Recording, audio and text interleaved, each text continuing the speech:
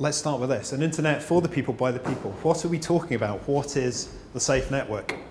So a lot of people, first of all, when they hear about Made Safe, originally talk about all sorts of cleaning products, etc. But the reason was the name came from the massive array of internet disks, secure access for everyone. And the Safe Network is a massive project. It's a massive undertaking. It's been going for, well, the company was incorporated in 2006. And I'll go into basically a lot of the different areas with not a huge amount of detail necessarily, but just so we can get a taster and then we can go into things in questions. But ultimately, it's all about privacy, security, and freedom. Now, these terms mean different things to different people, but that's our starting point. Back in, I'm going to get this wrong, 48 BC, maybe, there was a big fire, and it was Caesar, who was very good at burning things down and invading lots of cities. He was fighting Ptolemy the 13th, I believe, and the Library of Alexandria burnt to the ground. The estimates, I think Seneca estimated there was something like 40,000 books that were lost in that fire. Other estimates put it at 70,000. Think about how much knowledge that was back in 48 BC. It was probably the vast majority of humanity's knowledge put in book form at that point in time. We can't have that going forwards. I think collectively we're learning, we're collaborating. The internet has created the ability for us all to come together and do some wonderful things, but we still have many hurdles ahead of us. One of them is finding a place where we can all keep data permanently and accessibly for everybody. So there's lots of problems that we have today, and I'll just run through a few of these. The first one is a very simple one.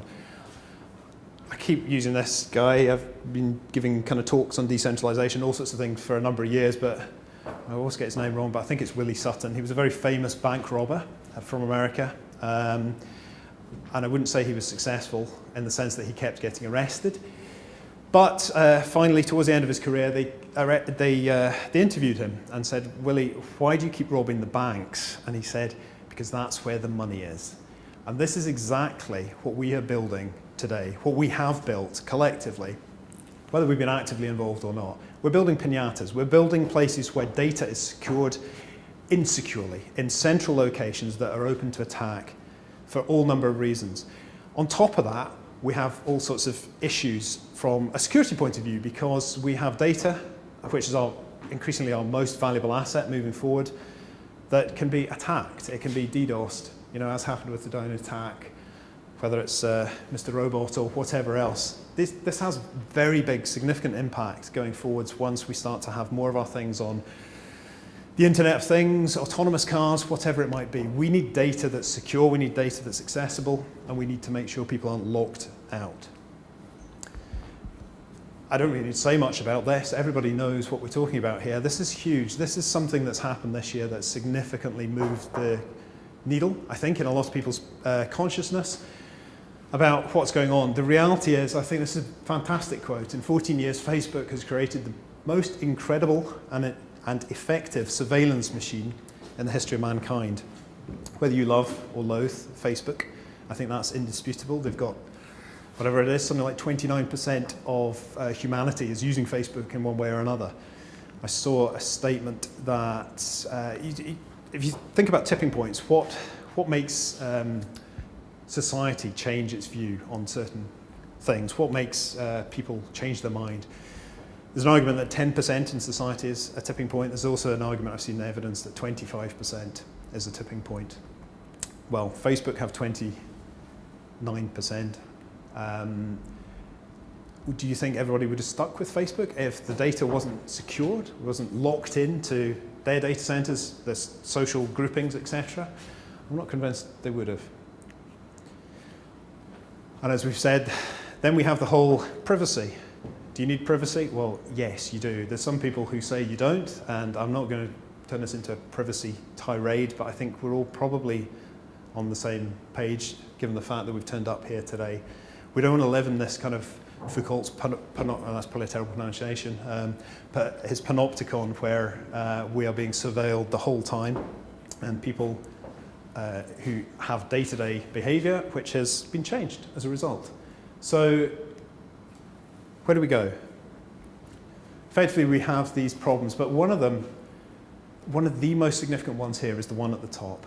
We've built an internet, an infrastructure built on this kind of server-client relationship.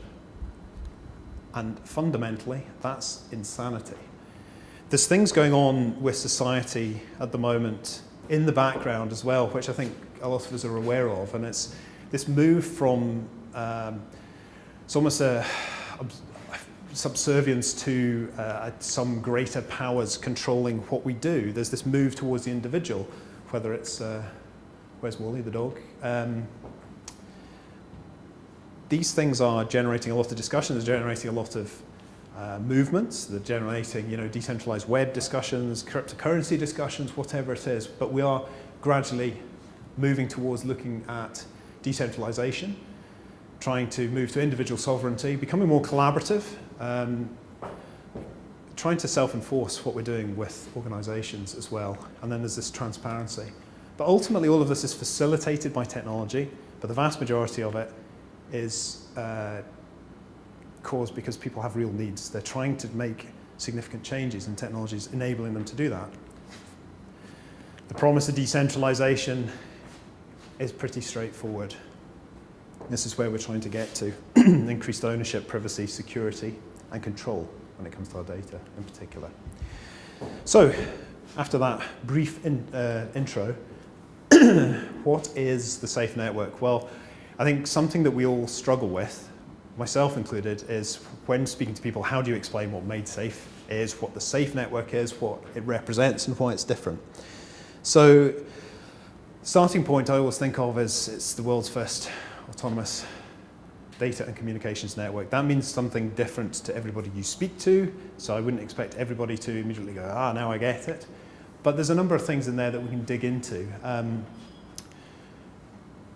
But I think let's take it back. Made Safe was founded by David Irvin in 2006. He had been thinking about these concepts for a while, for various projects he'd been involved in, and he'd spoken at Google back in, 2004 or something. But has always been very much inspired by nature and inspired by what decentralization means in nature. And there's a lot of design principles which perhaps haven't flowed out through the system as yet, but I think in principle and in vision should be encapsulated in what is being designed. Ultimately, if I remember David saying this at one stage, if you were to imagine yourself from the point of view of some alien intelligence looking down on Earth, then do you think they'd be going, wow, we managed to nail interstellar travel, but I wish we'd introduced the client-server relationship whilst we're building that UFO. I don't think so. And there's a lot of things that are very unique about it, which we'll come on to. But one of the biggest principles underlying everything we do collectively as a community is it's open source, it's accessible. The whole point of this is we're trying to build technology that people can pick up and use themselves. This isn't a party to which only the very few are invited, that only the ones there at the beginning will be the ones that suddenly make a huge amount of money, for example. That's not what this is about at all. Money is a very minor part of this, and for certain functions that I will go into. The reality is open source has driven the vast majority of innovation, particularly in the IT industry, I guess, over the past 50 to 100 years. You don't need to get somebody's permission to throw up a website and start a business. You might need to register it, but you can still go through the technology of it. So permissionless is great, but one of the things that I think surprises people, partly because the project's been around for such a long time, is that there isn't a blockchain. And this is unusual because I think the project was very much within that scene, the decentralization, the cryptocurrency scene. That's what it was viewed at in 2014 when there was a fundraising. There was a lot of publicity about the project. Everyone's just kind of assumed there's a blockchain powering it, and there's not. And there's the reason, we can go into this in more detail, but the reality is that a blockchain doesn't fit the purposes that we're trying to solve for here, or that doesn't solve the problems. Blockchains, I think everybody, certainly a lot of the SAF and kind of community that have been around this scene for a long time are huge fans of blockchain tech. Satoshi's white paper coming out was a huge event 2 years after David's incorporation of MadeSafe, I have to say. But there we go. But blockchain tech's brilliant. It does a lot of fantastic stuff. But what we're trying to do here is get a data and communications network which will have millions, billions, it doesn't matter, huge numbers of transactions going through every second around the world. You think of all the Internet of Things, autonomous cars, personal data, any of this stuff needs to have an infrastructure that's fit for purpose. Blockchain doesn't do that, unfortunately. Blockchain, by definition, is block after block after block, and there's a certain amount of time, and you can do all sorts of things with sharding and various things to improve throughput, and you're seeing a lot of projects doing this, and I'm sure that they will be successful in moving the needle. But we need pretty much something that Pierre will be speaking about in a bit more detail later on. We need to get consensus that is much faster and able to be spread around the network that's global. So, I feel I'm accelerating through this. The bird's eye view of SAFE. So from the very top, let's throw out some words and let's start talking about some of the concepts. Self-encryption. Self-encryption is when you're uploading data to the network. It's basically, a very simplified version is it's being split into chunks and then encrypted with pieces of itself before it's spread out across the network. That's the whole concept of self-encryption, that only you as the individual that's uploaded the data to the network has the key to decrypt that going forwards. That is a simplification. We'll not go into public-private data at this point. Vaults. Vaults are the computers around the world that people are running. The whole idea of this network is that it's run by individuals running software, which is free to download on their own laptops, ultimately mobiles, whatever it might be. The idea is that you are then acting as a farmer. You're providing your resource, you're providing the bandwidth, you're providing the storage space, etc., to the network. And why would you do that? Why would you store other people's data, or at least chunks of other people's data? The reason's simple, because you're incentivized to do so. It's not just for the public good. You're incentivized by the hope that you will receive some financial reward, and that comes in the form of SafeCoin, which is the token to be used on the network moving forwards. We'll go into a bit of that detail. And then it comes to the network architecture. Again, let's come back and go, well, okay, what you're building, what we're building collectively is a system without any servers. So how on earth do you actually log in? Where do you go if there's not a central authority that goes, yeah, it's Doug Campbell, he's going to log into the network, but wait a minute, where's the list that says he's allowed to log into the network? Where's the list that says he has an account? Where's the list that says he's allowed to do the things that he wants to do and that he owns the SafeCoin that he says? And this is what self-authentication is. Self-authentication is one of the most critical parts of decentralized web. If your project is trying to create a decentralized infrastructure and you can't log in without a human being involved, without involving an IT administrator or another third party, then I'm afraid you're falling at the first hurdle. So this is absolutely critical, and I think it's important that people understand the concept in terms of what we've managed to do. This is up and running now. You can see this in the Alpha network. But in terms of the architecture, I'm not going to go through a huge amount of the tech, but I'm going to just talk through a couple of things, well, three things certainly: crust, routing, and vaults. So crust is, I think I had it described to me originally as the telephone system. It's the communication system of the Safe network. So it's it's connected Rust. It's the way that nodes communicate to each other in a safe and secure fashion. So that's great. That's the way that they speak to each other. Then you have routing or routing, depending on where you're from. And in routing, that's very much the brains of the network, and Pierre will speak far more about that, heading up that team. But that then starts to say, well, okay, you've got this node can speak to this node, or this one, but it can't speak to this one. So there's rules around the way that nodes can communicate with each other. We'll go into a little bit of that. And then vaults, as we've discussed, that's almost the heart of the network. That's where the storage, that's where the data chunks are actually stored. So we'll start off with crust. And crust, if you have a look on GitHub, has this very nice diagram which I have to admit, me looking at it as a non-dev, never really understood straight off. Understand it far more now, but I fully understand if you don't understand it, if that makes sense. So, what is Crust if we spin through some of the most important things? Well, Crust, as I've said, is about communication. So, the first thing it deals with is bootstrapping. If you have a node joining a peer-to-peer network with no central authority, how does it actually join that network? Like, how does it find a node to connect to then have that conversation? And there's 3 different ways that bootstrapping takes place on this safe network. There's service discovery on LAN, which is basically broadcast out to everything on the local area network to say, is there anybody in this room, any computer in this room on the safe network? Chances are it probably will say no, but who knows? That's one way to connect. And then, of course, we can have a hard-coded list of other nodes that are on the system, which is fine, but will obviously go out of date. And the reason it goes out of date is because nodes are always joining and always leaving. The whole point of this network is it's autonomous. Nodes are joining anonymously and dropping out the whole time. It needs to solve for that particular problem.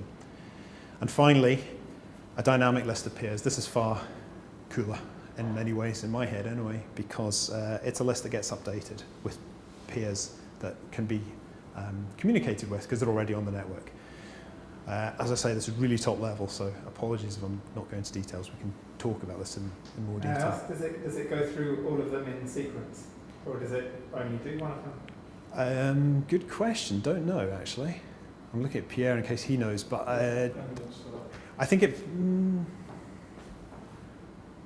Not sure. I mean, it feels like the top one's the easiest, but we'll have a look at it.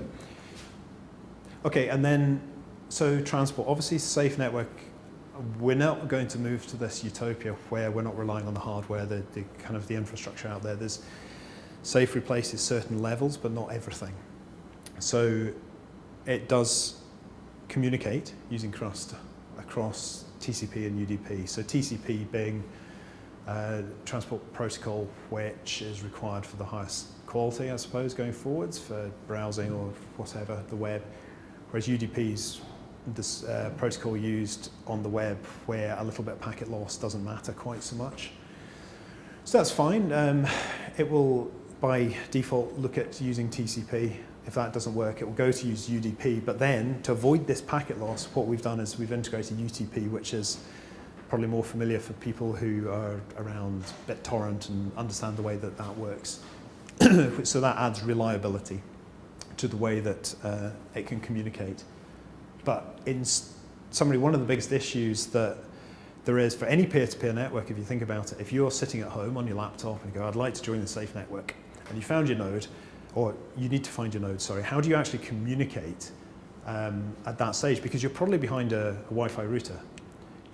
So that's got the public IP address. You've got your private IP address for each of your devices around the house.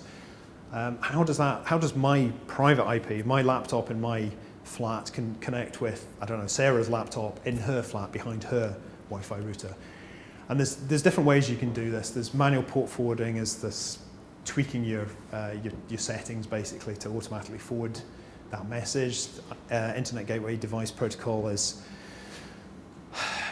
another way of approaching the problem. But the interesting thing is hole punching, and through Crust they're integrating with the hole punching with that traversal, which basically means that one computer can go to a public server and go, I'm here, send me a message to this port in terms of sending data across. So it's a way to get around the problem that's often faced by peer-to-peer networks. Is that solving the problem of not having a static IP address? Yes, I think it is, yeah. And the final thing to talk about with Crust is just everything's encrypted, and this is crucial because you can see other people doing ways of punching through or whatever that aren't encrypted, whereas absolutely everything that goes between nodes is encrypted end to end going forwards, which is pretty essential when we're looking for that level of obfuscation, I suppose, to enable people to join and leave. Now, all the topics on this slide would probably take, I don't know, I'm looking at Pierre, maybe, I don't know, 8 hours to run through roughly, and vaguely anything approaching something sensible. Pierre will deal with Parsec, but the concept of, well, I'll not steal his thunder, but Parsec, the consensus mechanism, which Pierre, far more than I have, that's for sure, has come up with. Close groups don't necessarily want to go into groups and sections in too much detail here, but the idea being that nodes fit into 2 different subsets, so they will only ever fit into one disjoint section, but they will fit into a number of close groups. Close groups are defined by the address, basically. Everything on the network, you hear this, I've pronounced it different ways, different times, XOR, XOR, I'm looking at Pierre because he's probably got his own way of saying it, but the concept that once you put data into one side of the sausage machine to hash it and it turns out with a string, that string is actually, it doubles as the network address. And XOR is not a geographical closeness when we're talking about close groups, we're talking about addresses that are close together. I won't go into the details of precisely why they're close together, but so it does mean that nodes will be in close groups without being geographically close together, and this is critical as well once you start to deal with distribution around the world. Resource proof is, you might see, somewhat confusingly sometimes people get, as I did, resource proof mixed up with proof of resource. But resource proof is the test that a node is subjected to when it joins the network to make sure that it's actually able to do what it should be able to do in terms of bandwidth and being suitable to join the network. Node relocation. So when nodes are together, well, actually, if we're talking from a node joining the network, it's important to note there's a huge number of kind of security things here, which I'm only skirting around, but one of them is that if a node gets in touch with another node and says, I want to join the network, then that actually acts, the system that's in place is that it acts as, or it will act as it's kind of like a matchmaker, an introduction service. So the node that you contact is never the nodes that you end up joining together with. It ends up introducing you somewhere else on the network, and then you will end up joining that part of the network. This is really important because it means that if you say I wanted to target a specific node and somehow I knew what that node was, then if I tried to target it and tried to connect directly with it, I'm just going to bounce off and go somewhere else. And gradually, as time goes on, nodes do get relocated for various reasons. If we touch on node aging, nodes are required to have a certain level of good behavior, and that's enforced through, or one of the reasons that's enforced is node aging. Node aging says that the nodes that are elders, so these are the nodes that have been most trustworthy throughout a period of time, are the ones that actually have the right to vote within these decisions. You have 3 classes of ages, if you like. You have elders, adults, and infants. And if you're an infant, you're more likely to be churned and removed and moved to other groups. So the long and short of it is that if you prove yourself to be a node that's doing what the network requires of you in terms of rules, and you continue to do so, then you get into a position whereby you're able to vote and follow and take decisions. But if you don't, then you can be ejected. The node can be ejected from the network. Data change I'm going to skirt over because it's a massive topic in itself, but it's very important for kind of network reset and being able to remember to provide evidence that a node held data at one point in time as definitive evidence together with a pointer to where that data is actually stored on the network.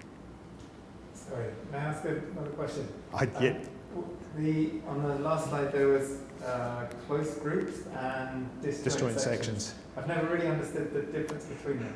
We were discussing this just before this. Well, so a closed group is where your data is stored on the network. So that's a fixed number of nodes that are responsible for hosting that data. The sections, it's not a fixed number, but it's just kind of the sharding equivalent. So it's how you split the network so 2 nodes don't have the same responsibility. So the point of sections is that they're disjoint, so no one is in two sections at the same time. Whereas the point of a group is that it's fixed size. So the data is exactly duplicated as much as you need. Okay, so it's one of them is talking about the network topology. Yes. One is more sort of abstract about how the data is split between those. So it's like which nodes are responsible for storing a piece of data. And this can have overlaps or whatever. All right, thanks. I think we need a diagram on that actually that's got the nodes and it shows how one goes over the other. So not one in all classes? There is, yeah, a handwritten one from, yeah. Okay, so let's move on to vaults next. So as we know, vaults are where you store data. They also act to route the data, as we've heard. We've talked about the groups forming, merging, splitting. There's different personas within the vault also, depending on whether it's telling you what your user account is, how much safe coins, how many safe coins you've got in there, etc. But the crucial thing there, or one of the crucial things there, is that it hides the user's IP address. So what's it actually storing? Well, it's storing data, that's fairly obvious, but it's an interesting model. It's pay once, store forever. Once the data's up there, it's there permanently. And this is exciting because that ticks that box for the Library of Alexandria, for the being able to make sure the data on the network will always be guaranteed to exist. There are two types of data, which are immutable data and mutable data. Now, pretty much as it sounds, I suspect, but immutable data is data that is unable to be changed. So what happens is it lives at a fixed network location. If you're sitting at your computer and you want to upload data, then what you're doing is you're putting it through that process of self-encryption. It's then splitting it into chunks of a certain size, not bigger than a certain size, and each of those then has a specific string output, a specific address. It's stored at that network location forever, going forwards. This is quite a cool, or a cool benefit from that is that because we know exactly where these bits of data, or not we, the network knows exactly where these bits of data live, then we can have this thing called data deduplication, which is exactly as it sounds. We don't need to store, the network doesn't need to store these two copies. Now obviously we'll store more for redundancy, etc.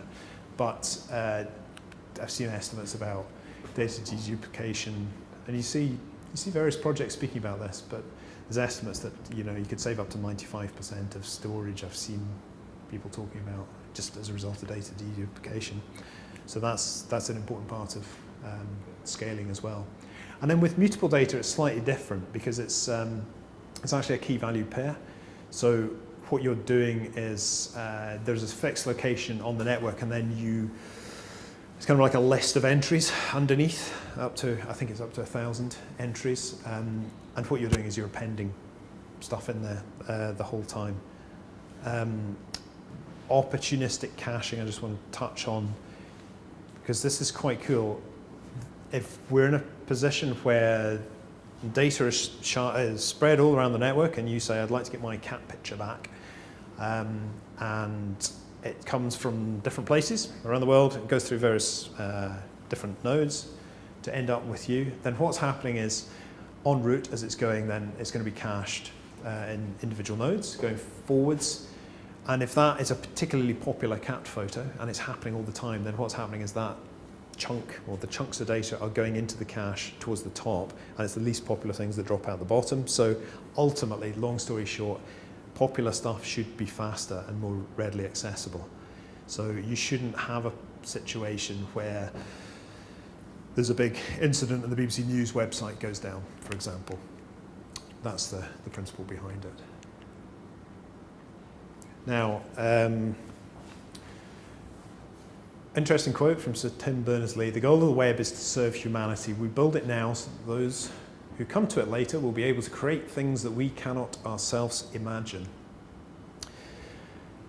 We all know who Tim Berners-Lee is, I suspect.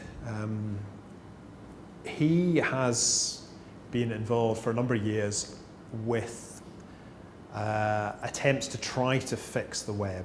Fundamentally, there's issues with the web, and we don't really have time to go into exactly what they are, but we can talk about, you know, walled gardens and platforms owning data and everything being closed. There's a big issue there, because how do we get this collaboration? How do we get data portability? How are we able to have this communication between all of us if things are locked up and owned by third parties? Because they are owned by third parties, they're controlled by third parties.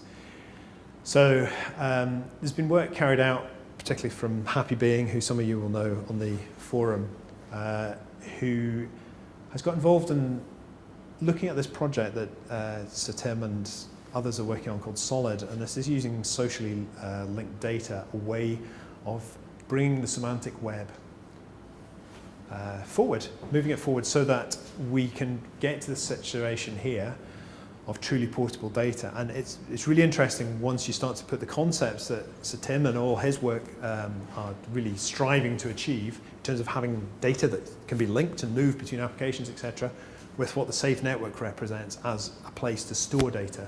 Because ultimately, what you then could have, this is something that we came out with, I'm guessing about a month ago, possibly a little bit longer, called Patter, somewhat tongue-in-cheek proof of concept, not in any way similar to Twitter. And what this is it's on the Alpha Network at the moment, but you have your own ID, you have a page, whatever, you can pat, did we say it was patting? Not tweeting, and it's all decentralized, it's all up there. But the fascinating thing is this is Patter, but we also have another thing called not Patter. And if you put yourself in the mind of going, well, say I was using Patter, and suddenly Patter, as a company, as an application provider, did something that I disagreed with.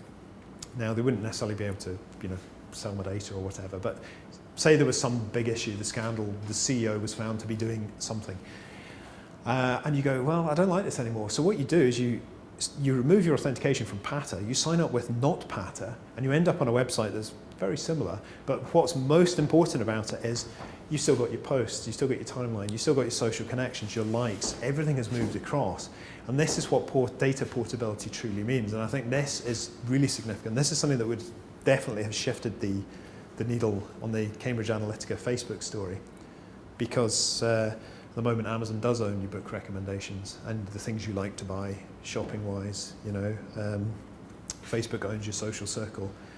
Once we can start to break these silos, I think we'll see some really interesting innovation going on. But it is a paradigm shift for how we approach our data and actually take ownership of the data that was ours in the first place, instead of, you know, standing back and letting other people have it to monetize, etc. So how do we get people farming?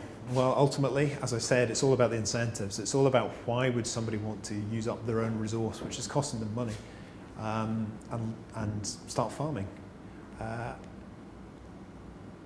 Proof of resource is the system whereby, I touched on it earlier, whereby the farmer will give the resources and ultimately hope to compete to earn SafeCoin. And there's all sorts of things we can go into around SafeCoin, but I think the important thing to take away from this kind of top level overview is the fact that we're talking about anonymity, an instant to near instant transaction effectively with no fees, that SafeCoin would be used for putting data onto the network.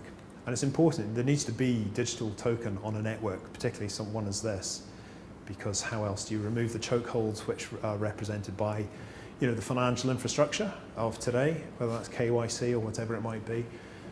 You need to have something that can be digitally transferable, and it means that you can then start to build contracts that can execute themselves and for payments to transfer across on conditions.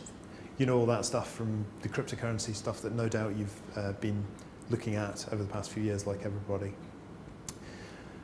But it's important to say that you don't need SafeCoin to view anything on the Safe Network. Everything is accessible for free to view it. It's once you start to put data up, and that's called a put. How does it work that there's more human people on the planet than SafeCoin? I think we'd probably get into a conversation around divisibility of SafeCoin. Which I'm not brave enough to go down that route in public because there's quite a lot to discuss around that, which I certainly don't have the answer to, unfortunately. But I suspect there's something along those lines, in the same way as if you think back to the early days of Bitcoin when everyone was going, well, it's never going to take off. There's only 21 million. And obviously the divisibility was the answer there and the value going up and all sorts of things. But it's a valid question. I just don't want to put my hat out as an economics expert to be able to say it at this stage. But we'll have a look. I mean, there is stuff on the forum definitely around divisibility as well, so we can catch up about it afterwards, definitely. Something I've read about it is that the 4.3 billion is a very convenient number to fit into a bit of software. It's just a nice data type, and it's very well understood by all the different platforms. And I'd imagine that that's plenty of cash to go around in the early days of the network. And then after that, it's been debated, but there are lots of different techniques for dividing it. It's just no one's settled on anything, right? Yeah. I thought that Bitcoin is more readily divisible. Totally, yeah, I would agree. Because I mean, it's interesting because SafeCoin is just another form of data on the network. It's actually it's mutable data. So what happens is the detail gets updated and from the sender to the receiver, and that's the only record that's kept there. But there's different thoughts around this. Just one thing to point out, in case anyone doesn't know, there is a coin at the moment called MadeSafe Coin, and that was issued back in 2014 during the crowd sale fundraising. Now, that's the one that you will come across if you are looking on Poloniex or BTC or whatever the other exchanges are. One point to mention there is the DEX is the decentralized exchanges. Obviously, we're looking at trying to build an infrastructure where we are, for the most part, removing third parties who aren't in situations when they're not required, which is, for these purposes, everything. Decentralized exchanges definitely represent something, a growing area, and therefore we have started providing a little bit of liquidity on Open Ledger, for example, just to try and see where we go with that. But obviously no exchange recommendations, etc., all the usual stuff. So, where are we going? Well, the next stop's Alpha 3. We're going to be coming out in the next, I will say, couple of weeks with a little bit more clarity around roadmap and what we're doing here. So I don't want to kind of second guess how we actually, or what we're going to be saying there. But ultimately, the plan was always to originally look at autonomous routing. So it's more of a developer interest thing than a non-developer. It's not something that will grab non-developers because it'll be something that we run, command line, whatever. But it's autonomous routing, so running routing from your home computers. And then after that, we obviously get on to running the data storage, the vaults, effectively. We've had data storage out and running before in an earlier test network. But I'll come on to that because ultimately, you will hear it a lot of the time, when are you going live? You've been in development since 2006, which is entirely valid. I think it's interesting when you look at a lot of the other projects out there at the moment, and some of them are starting to bump up against some of the challenges that we maybe faced a few years ago. And obviously they've got the benefit of looking at some of the stuff we've done going forwards, and we would be more than happy to help folk, but it is a long road. It's a vast vision, and we don't want to release something that doesn't work ultimately. But we are getting there. The community has been fantastic. There's just a quick snapshot of a few great apps and stuff that people have not necessarily spent a huge amount of time in terms of the UX and the appearance, but it's more to get proof of concepts out there for various reasons. As I was saying to Pierre before, for me, the GIFs thread remains my favourite part of the SafeNet forum. You can't beat a GIF to get people involved. But ultimately, I think what we really need to think about is, if what we're doing is building a network, we need to make sure that the community's there. And thankfully, Made Safe, and as you know, more as it should be known, the Safe Network going forward is something that the community has always come to, because I think the goals are shared by so many people. There's lots of people distributed around the world. I'm not sure that next year's DevCon will necessarily look like this, but maybe the one after, who knows. But yeah, to build the community, people do need stories, and these stories are starting to be written. I think this is really interesting. So HBO, obviously HBO, Silicon Valley, top series, and they were using, the last series was about the decentralized web. I mean, can you imagine that 2 years ago? Can you imagine a series like focusing on cryptocurrency or decentralized web? Or I think things are changing, and the fact that obviously they came to us for input on that, I think is really interesting as well, because you know America is still fair away from air. Okay, right, I've probably gone on more than enough. Hopefully that's a very fast overview of pretty much all the areas at no level whatsoever, perhaps. So thank you.